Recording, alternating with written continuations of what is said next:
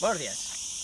En el vídeo de hoy vamos a subir al Garbí, que es un pico que está en la Serra Calderona, cerca de Valencia, que está al fondo. La salida es esta que veis desde aquí. Estamos cerca del municipio de Segart, que es un pueblo de la Serra Calderona.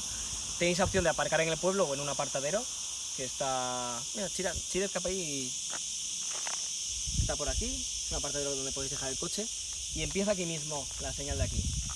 Nada, un breve resumen y luego ya el vídeo que veis siempre a continuación.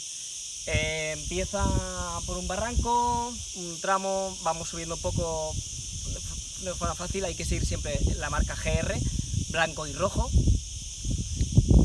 Y habrá un momento en el que empezáis a una subida más vertical, por la canal del Garbí, que se le llama, y que en cierto momento tiene cierto momento de trepa, más complicado, más complejidad técnica, para la cual hay cadenas equipadas, y sí que os recomiendo que llevéis calzado muy adecuado, que lo vayáis con cuidado. Si os da mucho miedo, pues no lo hagáis, y pues no deberíais venir ni con niños pequeños, ni con mascotas, ni nada por el estilo, porque tiene ciertos tramos de cierta peligrosidad.